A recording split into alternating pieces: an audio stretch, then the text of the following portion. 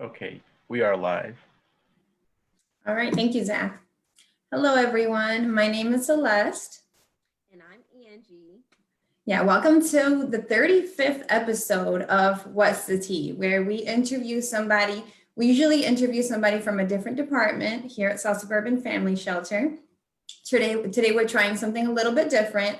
Angela and I, we're both community educators here at Suburban Family Shelter, and today we're going to discuss something that is affecting our students in our current pandemic. We know there's a lot of things going on in the world. We hope you find yourself healthy at the moment, especially in this new year. But today we're going to talk about the mental and emotional health of children who are not in schools right now. So there's a lot of stressors. There's a lot of things that are going on in general with the whole family. But children might be going through a lot of stress themselves. And depending on what the parents are doing, depending on how the parents are managing their stress, they could be feeling the same things that you are.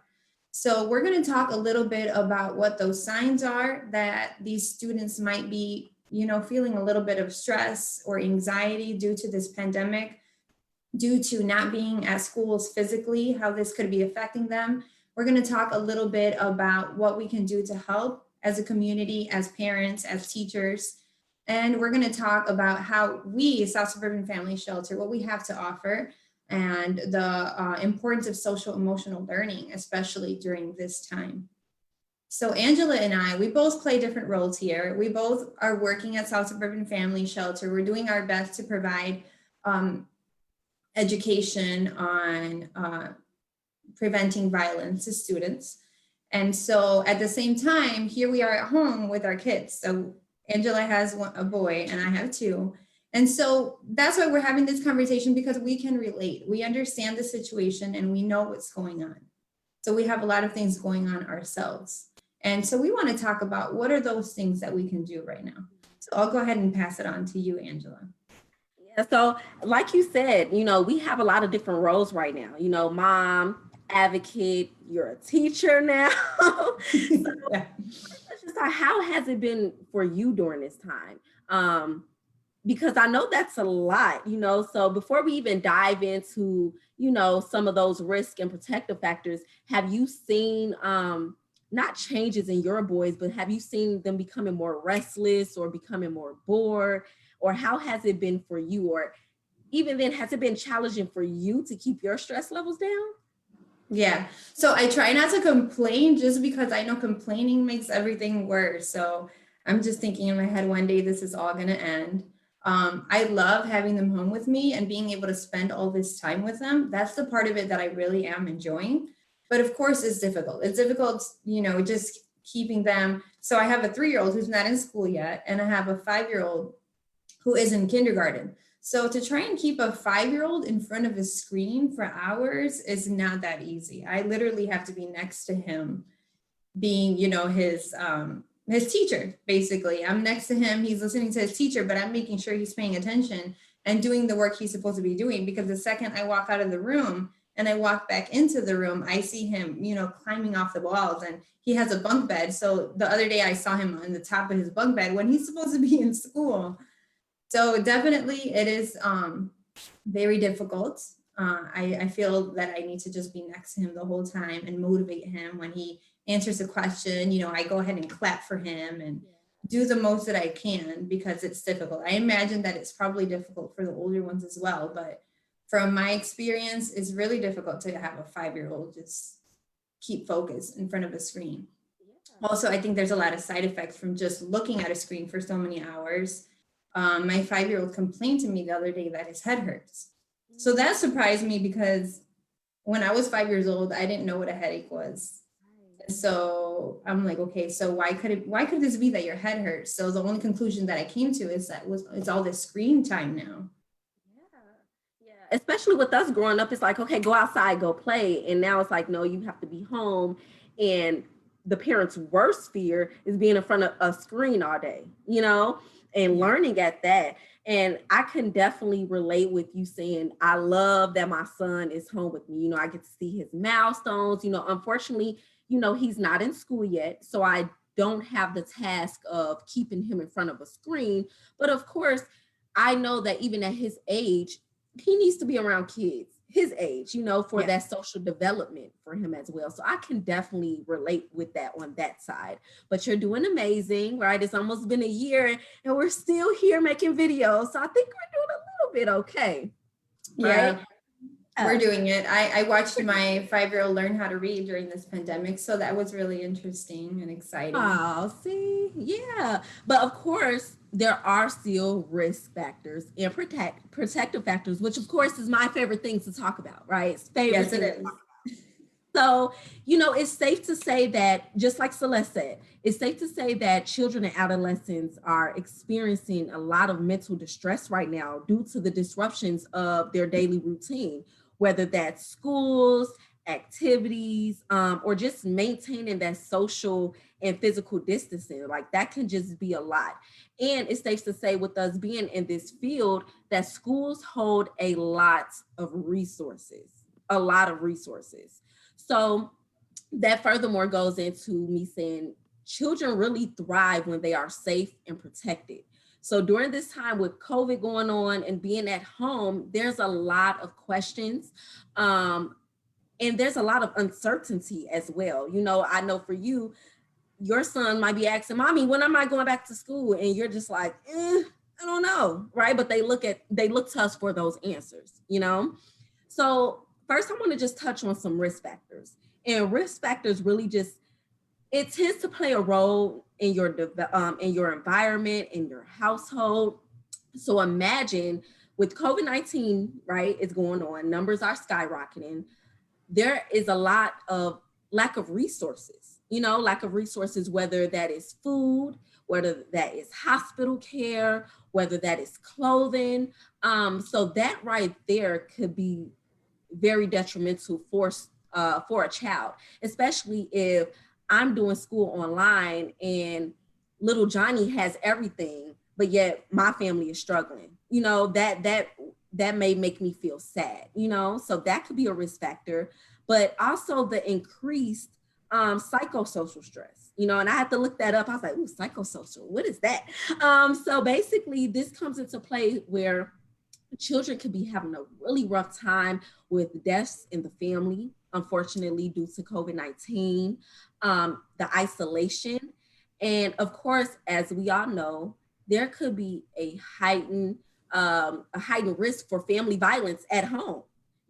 So school is sometimes an outlet for students, whether that is going to school and I know I'm gonna get my meal for the day, or I'm going to school because, maybe I'm used to being at home all day by myself because mom and dad are working, and now I get to be in school with people my age and I get to talk to them and things, So that can be very hard for children, especially children of your age, 3 years old, 5 years old, or whatever the case may be. And they really don't have a good understanding of what's really happening right now. But there also are protective factors. So I really think at this time, parents should really be encouraged to make use of the existing networks. And what I mean by that, I call it the 3 C's. So it is coordinate, collaborate, and communicate. So basically what that means is that you have to get very creative.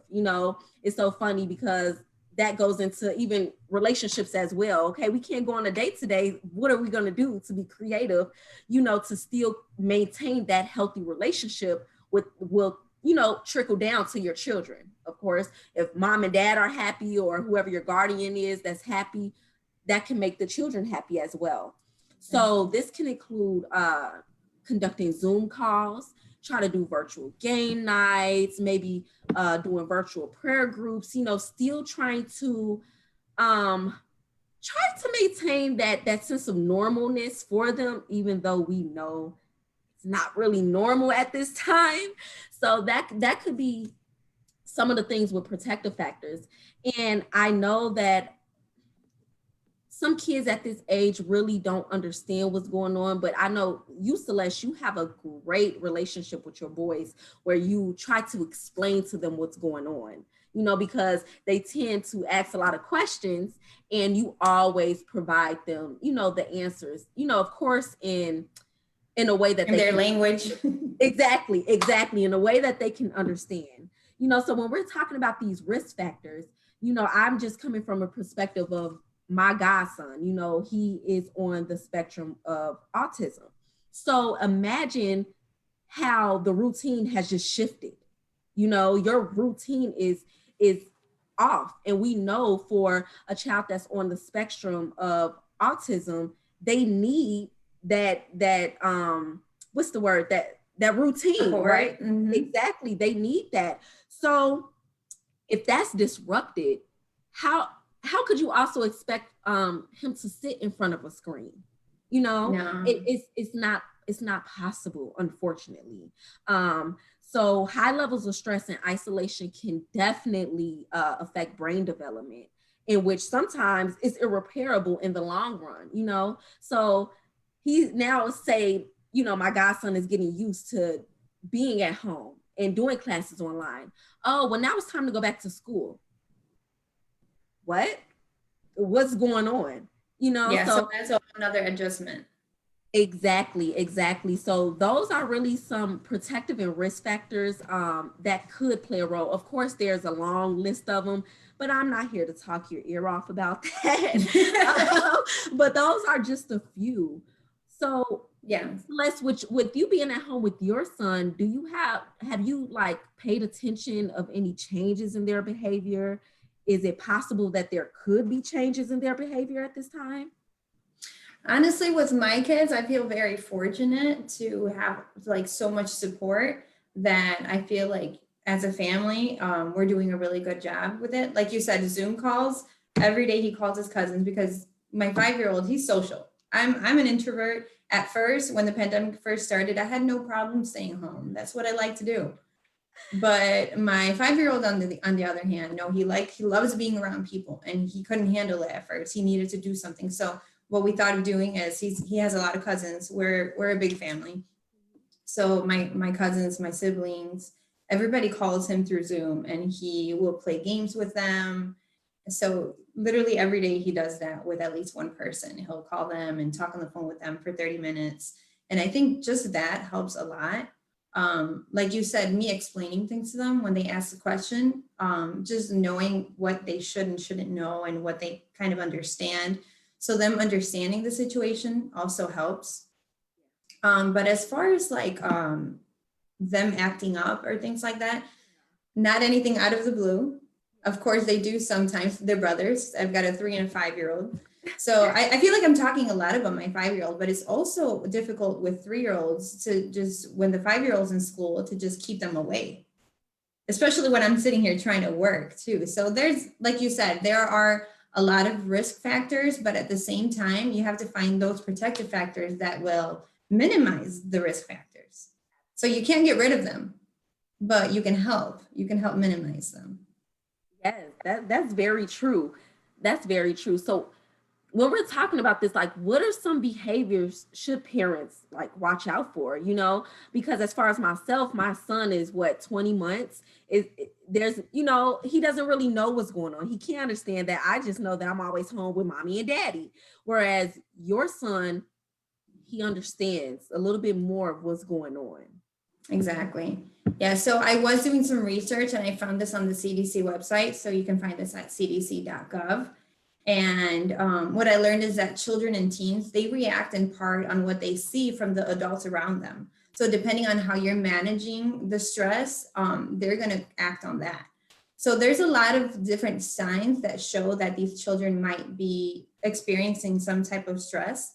So some of these common changes to watch for include excessive crying or irritation. That's particularly in younger children.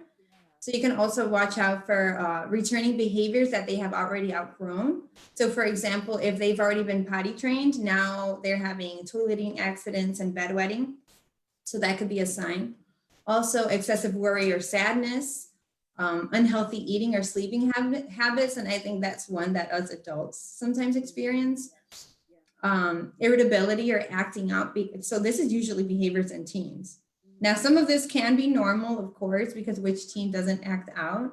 But if you find that this is something that's a little bit different and changed when the pandemic began, that's when you should keep an eye out for it. Also, poor school performance or just avoiding school in general. difficulties with attention and concentration, that could be a sign of stress. And then the avoidance of activities that they enjoyed in the past. So if they enjoyed playing a certain sport or playing a certain game, and suddenly they don't want to do any of that anymore, just want to be in their room, there could be a problem there. Unexplained headaches or body pain, like I mentioned, this did worry me when my son said my head hurts. And then also sometimes even the use of alcohol, tobacco, or other drugs, because people usually tend to use drugs in order to, feel a little bit better whenever they do feel stressed. So we can see a lot of this in children, and that's definitely something to look out for. And there's a lot of different ways that we can support children. If this is something that they may be experiencing, there's a lot of different things that we can do to support them. So I'll go ahead and let you talk about that. Absolutely. You gave a lot of important examples, and a lot of examples, because sometimes as parents, if I'm working, I'm not really realizing why are you so irritated? What's so frustrating? What are you going through? Without realizing that this is really hard on them. I remember talking to a staff member, and she explained how her son had a mental breakdown because it was just so frustrating, and also just think about it. Class is virtual. So we have to wait for everybody to get ready. So maybe student A is ready, sitting here ready to go. But then you have other 10 students that's like, oh, look, I have a hamster, or look, I can do this, I can do that. And there's only so much a teacher can do behind a computer.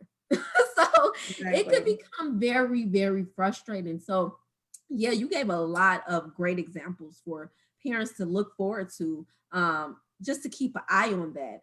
But like you said, there's also ways to support, right? Everything's not always negative, even though this is a very, very tough predicament for a lot of people right now. But some things that you can do to support.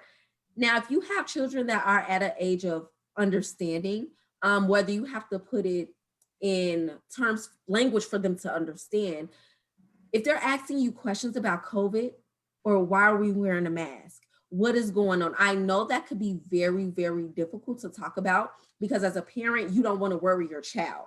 But also too, I will say that it's important, like those 3 C's, one of them was communicate. You have to communicate with your child, because 9 times out of 10, when they're online to do a school session, Miss or Mr. whoever don't have time to explain to you why this is going on.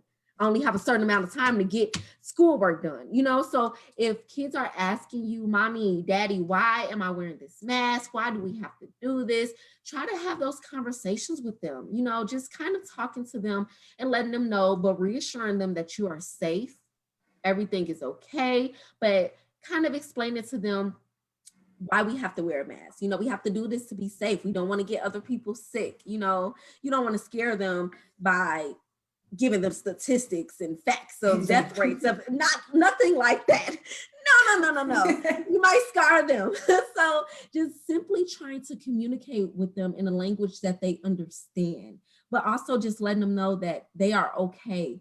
You're safe. And like you always say, we're going to get back to normal one day, right? I don't have an answer for you when, and maybe I don't know what normal will look like, but we're bound to get back to that, And also, it's really important to try to create a schedule, because before COVID, they were on a routine. You knew what time you were waking up, when you had to go to school, what time is dinner, so that could be very jumbled up. For me, I know in the beginning of the pandemic, I was used to always getting up, getting my son up. Okay, come on, it's time to go to daycare. So when COVID first hit, I was letting him sleep in. That didn't do any good for him, because then his schedule with napping was off, which also affected me because I didn't get a downtime, So that could be another thing, trying to keep them on a schedule. So it could, in ways, seem a little bit more normal to them as much as possible, if that makes sense. Yes, a routine is definitely one of the protective factors. Yes. And that's something that I think even virtual school helps with, because they have a certain time they have to be in school. They have a certain time when they're done with school. and then they have homework after that. And so they still have that routine that guardians can still help out with, because you can still add a little bit more to it. Every afternoon is, for example, eating dinner as a family every day. That definitely helps. And being able to talk about things together and sitting down with them and just, like you said, communication. Yeah, absolutely, absolutely. So Celeste, what are some ways we can explain to people about taking care of their mental health? We're speaking about the children, but as you said, which is very true, if mommy or daddy is not okay, your son or your daughter or whoever you're the guardian of is not going to be okay. So what are some ways that we can kind of protect our mental health? Exactly. Yeah. So fear and anxiety can be overwhelming, and they could cause very strong emotions. Now, I don't want to say that we're experts in this, but we do want to encourage you all to seek help, to seek resources, depending on what the problem is. We do have, so I'm not going to cover this in detail, because we have a tea coming up next week that focuses on self-care and how you can, help out your own mental health. But I do want to just emphasize that depending on how you're feeling, we can worry about the children as much as we want, but we have to worry about ourselves as well. So that's where it all begins. As long as we're good, then they're good, because they feel what we feel. And a lot of people think, well, no, they don't know what I'm feeling, as long as I act like I'm good around them, but they do. Students and children, they can sense what you're feeling. And if you're feeling stress, then they're feeling stress. So it's definitely very important to work on your own mental health. That's very true. Just coming from a very personal standpoint, that anxiety is something that definitely rose for me during this time. Definitely was going through a lot of personal things. And, I had to take a step back, like, okay, I'm the one that's at home with my son all day because my boyfriend is at work. So how am I going to keep this environment healthy? Because I am an extrovert. So that right there alone was very, very tough for me. Even you wake up one day and it's like, dang, did I do anything productive this weekend? Yes. So, and not realizing you just staying safe and free from sickness is what you accomplish, because we're in a pandemic. So I definitely agree with that. Definitely try to take a step back, and whatever that is for you, whether that is therapy, which I had to, get into myself, whether that's, any self-care tips. And like Celeste said, we're not going to give too much, because next week we want you to tune in for that. But I definitely want to just come from that perspective that, anxiety and mental illness and things like that is really tough on a lot of people right now.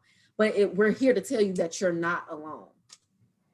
Nope, you're not alone. So one criteria that schools have is called social emotional learning. And this helps with regulating emotions, managing stress, empathizing with others, and maintaining relationships. So these are all social emotional skills. So this is something that we can help with, because we do offer community education to basically any organization who wants it. But mostly what we do is we go around to schools and we do presentations on violence prevention. So we will see anybody from pre-kindergarten. We even go to community colleges. We have different presentations based on age. So we will have our email addresses in the comment section if you need any more information or are interested in having these presentations at your school. But we do fall into that criteria of social emotional learning. And what we want to do right now is we want to get out there as much as we can, because right now is when we are needed the most.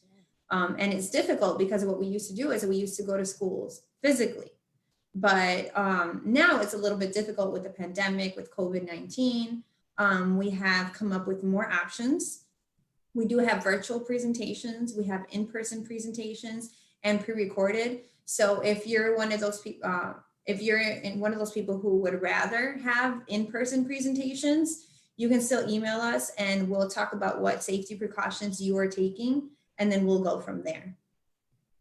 Yeah, absolutely. Absolutely. Because when you touch on that social emotional learning, that is really, really important, because we see a lot of times when we come into the schools and their schedules is written down, we're, right next to that social emotional learning aspect. So imagine the schools that are not able to necessarily equip them with that right now. Not because they don't want to, but because virtual learning is just so different, and just like anybody, some teachers pick up faster than other individuals. It's just a lot on a lot of people right now. So most definitely, please reach out to us and let us talk to your children, because also too, just as a risk factor, imagine being at home and there's family violence in the house, right? You're not going to school to be able to gather these resources, or to be able to talk to your social worker, or be able to get those feelings out, right? I'm sure a lot of our students are feeling a lot of things that they are not able to discuss. So yes, absolutely.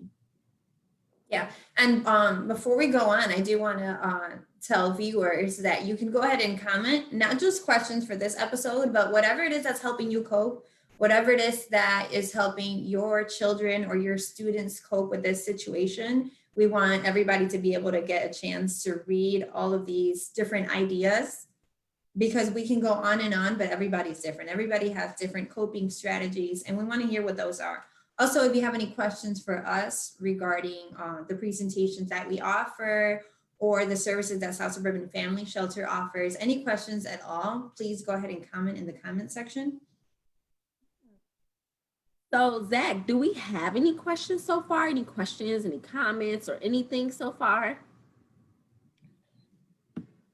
So we did have one comment, no questions so far, but it was a comment also agreeing with how isolation is a really big one, saying that they have a student who always talks about how they don't leave the house and they don't see anyone because of being in school online all day.